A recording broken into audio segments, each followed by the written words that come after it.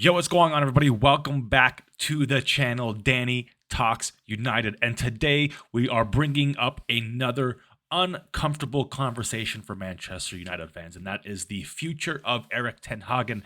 Is he now really on the hot seat? Because I was at the game last night and things were getting a little bit testy there. But just before we get into the video, don't forget to hit like, share, and subscribe. We are not far away from 900 subscribers, and I cannot do that without your help. So please don't forget to hit that subscribe and comment below. Let me know how you feel about Erik ten Hag right now, because boy, it got a bit loud in my section last night, not just aimed at certain players, but at the manager as well. But let's go back, guys. We are now 6 games into the season. We got 2 wins. We've got 2 draws. 6 games? 5 games? 5 games into the season. We got 2 wins, 2 draws, and a loss there. Or no, 2 losses. My bad. I'm sorry. We are 6 games. Sorry. My head's all over the place. We got 2 losses. Liverpool, Brighton. We've drawn against Crystal Palace. We've had FC 20 last night as well. We've won against Barnsley and Fulham and Southampton. So we're in there, guys. We're getting in.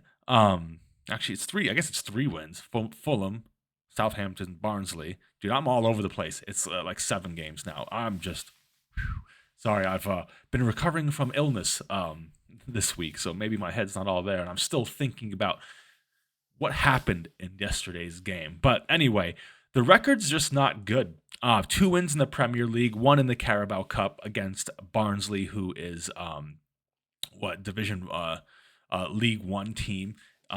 So not really much there. It's nice that we scored 7 goals, but you've got to see who we're playing against. Decent win against Fulham, decent win against Southampton, but we did get smacked up by Liverpool. And I honestly think we should have won against Brighton as well, or at least drawn.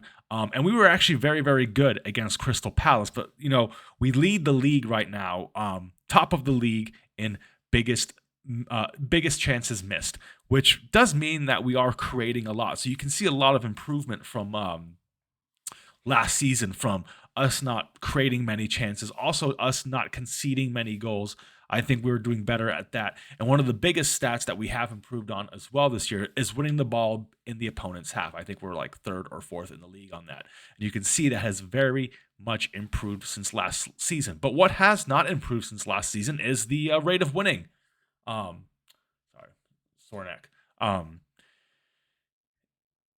You can tell that the metrics are getting better, and as they say is, with good performances do come results in time. But will he be around long enough to see these results come into fruition? And I think over the next 3 games, the next game is against Spurs, then we got Porto, then we got Villa. I think these next 3 games, guys, are going to be extremely important for Ten Hag's future. I don't think he can lose any of them. He can maybe draw at Aston Villa, but the way the season is going already in the Premier League, we sit 11th. We're not like sitting in 8th, 6th after a few games. We're sitting in 11th. I think Spurs are behind us. I think they are. Or maybe they're just ahead of us now. But you look at the teams at the top, they're the same teams you would expect to see at the top at the moment. You see City, you see Villa, you see Liverpool. You even see goddamn Chelsea up there.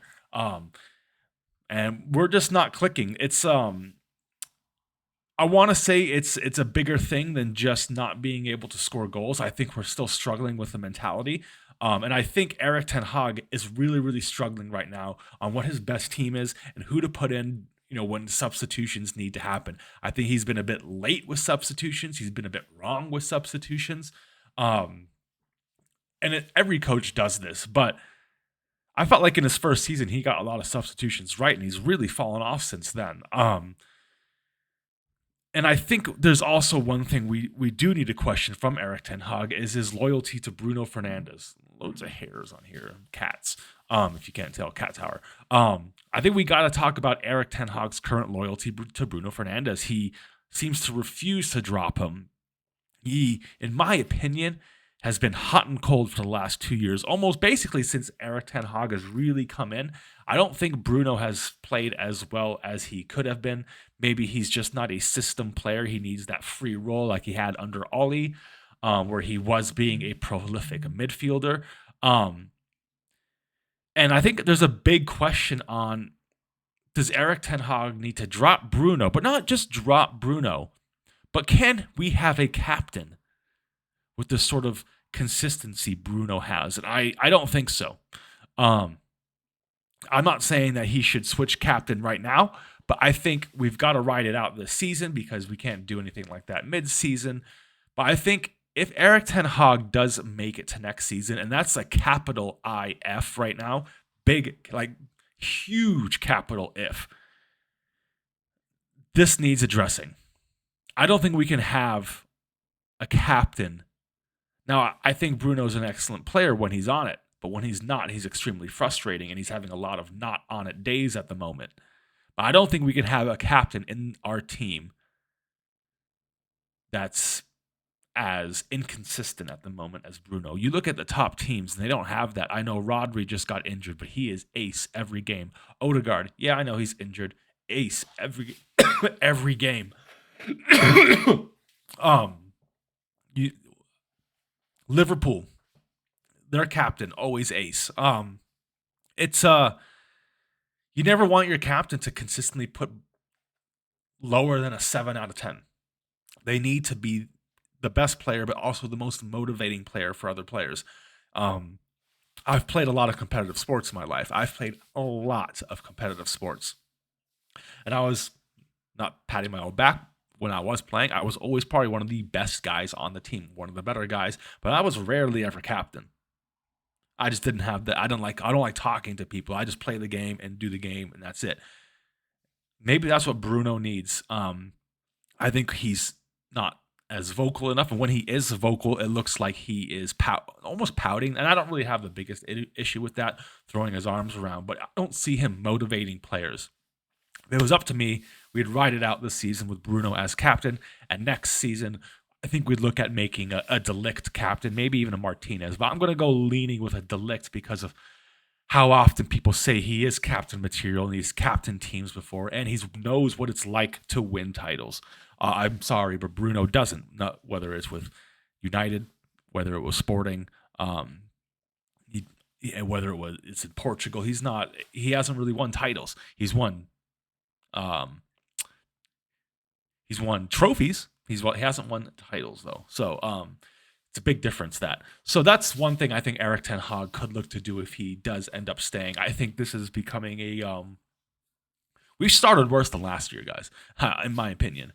The performances may be better, but the record isn't showing that. I think captaincy is something huge that Ten Hag can look into next summer if he is still around. Now, will he be around, guys? Like I said before, I think the next 3 games will really say that. Will really show if Ineos. I know Ineos has come out before and said they're backing this guy. They've gave him money. They've gave him players. But I don't see them being patient, guys. I can